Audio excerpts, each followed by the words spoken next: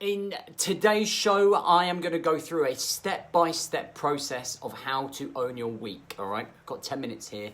I'm going to do my best to get through this as quick as possible. So I just want to share it with you because it's just what I've done, and I want to go through that step-by-step process. I think the real benefit of this is being able to micromanage, and macro-manage your time over a week's period. Now, I do my planning on a Friday because that allows me to go into the weekend without having to think about what needs to be done next week. It's all done for me. It's just a case of coming in on a Sunday night and checking what needs to be done.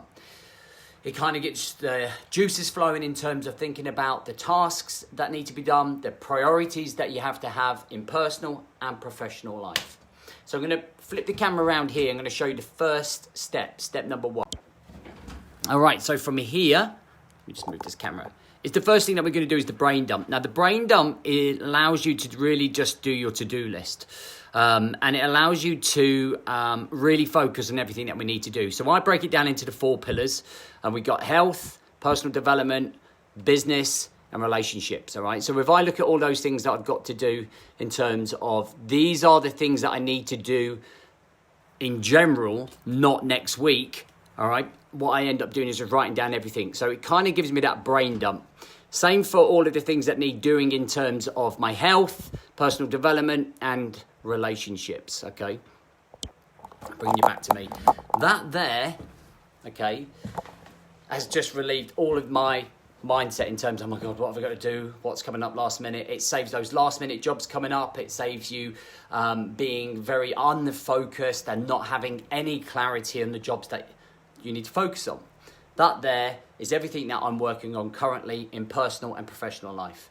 Now, what we have to do is kind of put that into a format, a structure. Now, like when we're at college, we have a timetable that we follow. And being able to have a timetable of the week means that you don't have to plan daily. You can plan now for the whole of the week. All right, you can completely focus on that time. And it allows you to visually see where you're going to be and where your time and energy is going. So let me show you that now.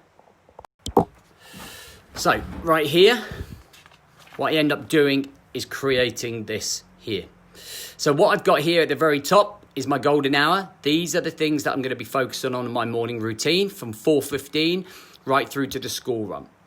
And what I put in here is I don't put too much details, and I highlight the difference between my personal and professional. So my orange is professional life, my personal is the green.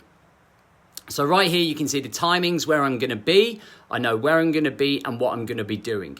I don't go into too much detail or complexity. I'll show you how I do that in a minute. But it just kind of, I know where I'm going to be. I know where my time and energy is going. Okay, and I know how to plan that. So I can think ahead what I'm going to do. So the next part, which is step 3, is, if you like, managing the time in the office. All right, that's not all going to be fitted in on that page there, on that timetable. So what I've got is this diary, and I'm going to very quickly break down and show you the timings and what I'm going to be doing in that time. And that just gives me clarity about where my week is going next week. So let me just flip it again. Cool, so right here. So this is Monday, like I was going to be in the office here. So from 8:30 to 10, I'm proofreading my book. 10:30 to 12 is my daily tasks, and that's a set list of touching all my working with all my members, interacting with them on the Mastermind 28-day, my personal roundtable clients, email checking and writing. Then between 12:30 and 2, I'm doing my clothing company, working on the Shopify, packaging, media. And then from 2 to 2:30 is journal, review, and interaction. Now, if you look at that, that fits in nicely with what I've put here. Office, 8:30 to 2:30, and then leaving the office to go off to do the school run, all right? So then I know what I'm doing. Wrap up is simply planning the next day, okay, and preparing any kit that needs to be done. So you can see the wrap-ups, okay? It's the same thing that I'll be doing each time. Now, I follow that process all the way through, okay? So in going through on Tuesdays, I know where my day's going, my whole time in the office. I know what I'm doing for my shows, so my Rise to Thrive shows, my supporter shows, my time domination shows, or for all the different businesses. I've coloured them differently for the different businesses that I run. That goes all the way through. Now, I haven't put anything here because I'm travelling on Thursday, so I'm not too sure even if I'm going to get that work in, so I haven't committed to anything, and then it kind of comes on to Friday here.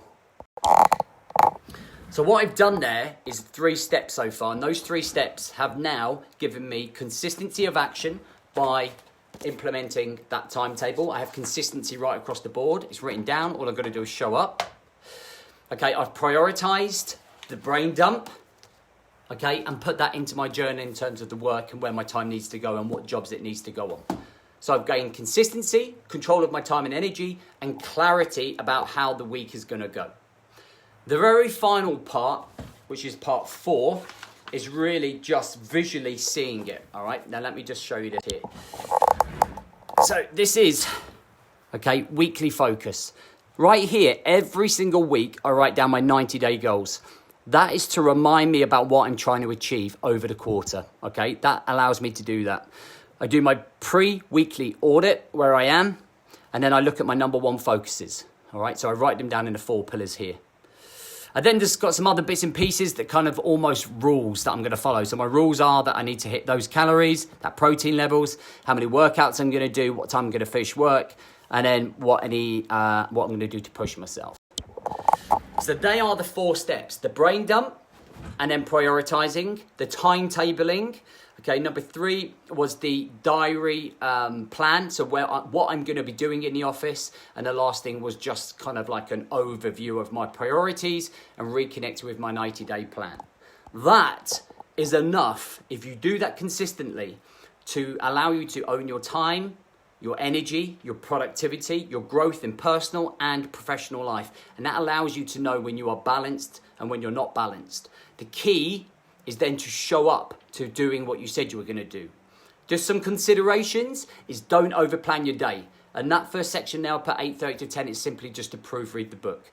If I try to squeeze anything in, I'm going to start getting pulled away, start getting distracted, start getting overwhelmed. All right, so I need to be able to focus on, if you're just starting at this, underachieve and then realize you've got more in the tank rather than overachieving and burning out too early. It's a progression game, okay? It's a long-term game. It's learning to condition yourself to what you can and what you can't do and meeting your expectations with your conditioning.